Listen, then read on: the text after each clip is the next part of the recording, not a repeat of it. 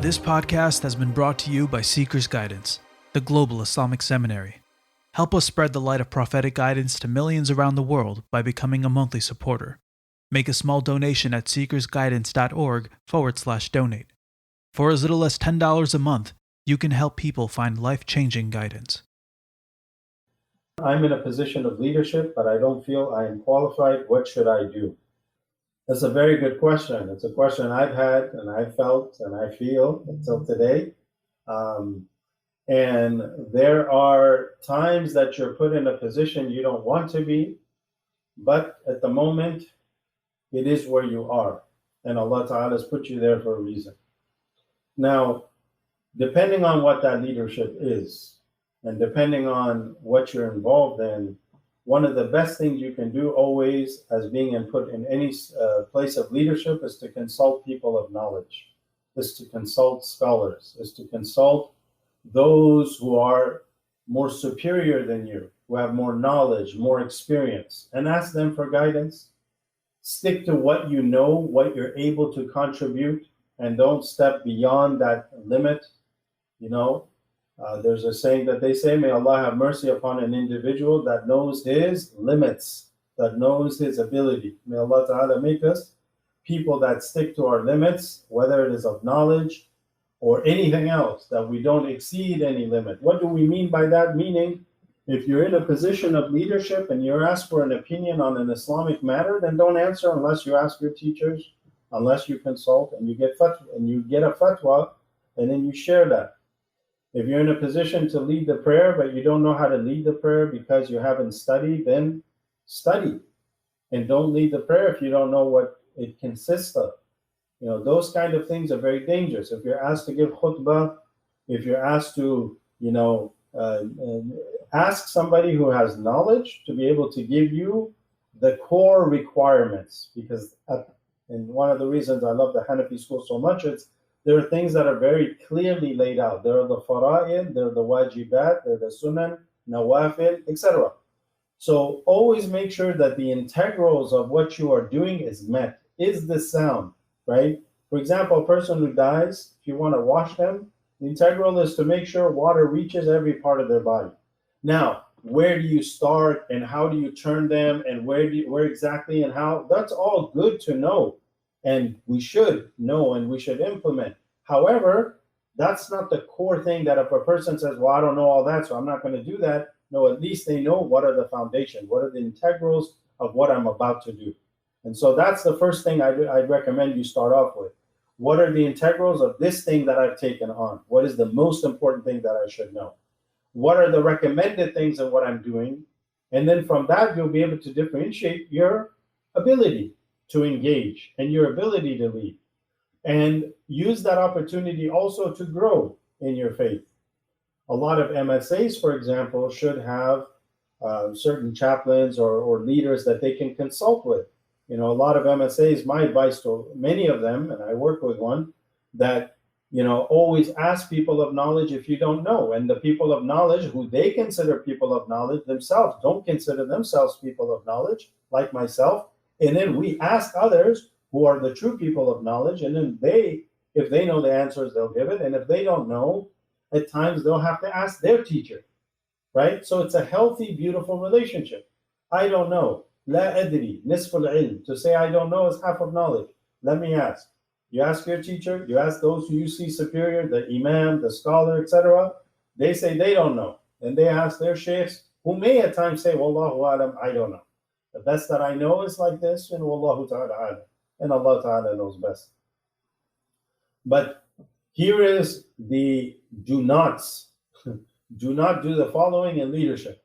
Don't do things without consulting, especially people of knowledge. Don't try to come up with things on your own, right? Don't try to do it yourself fiqh. Open up the Quran, open up the hadith, and try to come up with a fatwa. This is haram upon any individual that does not meet the high requirements and standards of fatwa, right? Ask. فَاسْأَلُوا أَهْلَ الذِّكْرِ إِن كُنْتُمْ لَا تَعْلَمُونَ. Ask those people of dhikr, the people of dhikr, أهل dhikr, or the people of the Quran, who are the mujtahidun and the scholars, rank upon rank, and they're well known, and the four legal schools are well known. Ask them consult them, and inshallah then put it into action. And inshallah you'll get great reward. You're learning, seeking, and you're guiding others and helping them in that, as long as you know your limit.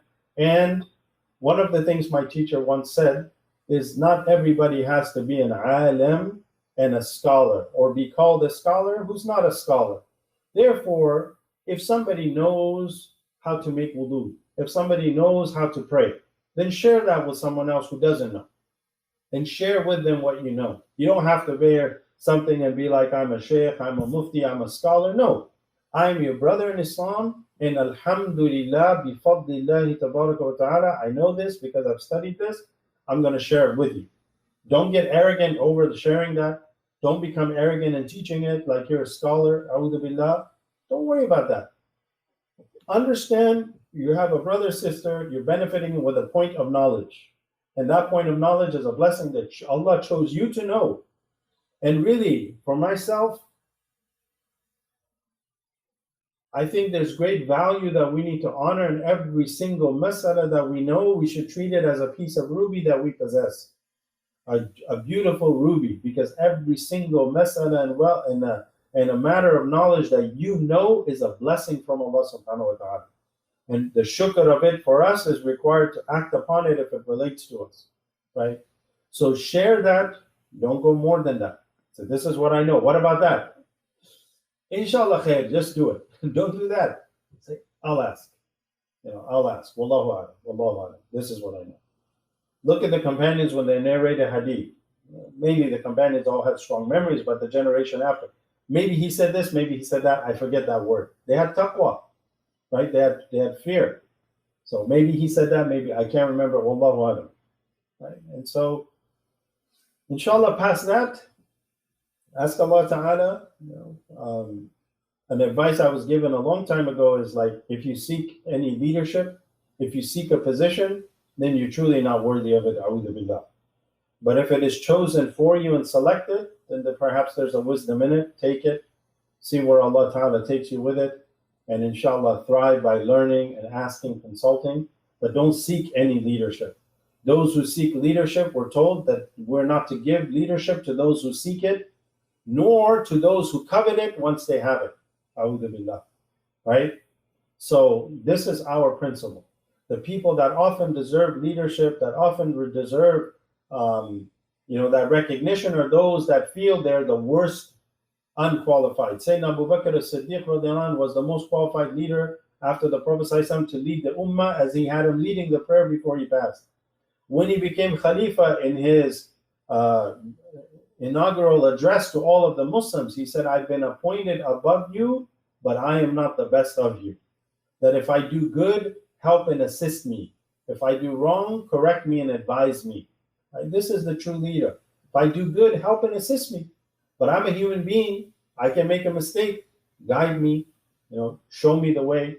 So if you can find someone who you trust, who has knowledge, who is a noble person of knowledge and piety, keep them as your best friend and consult.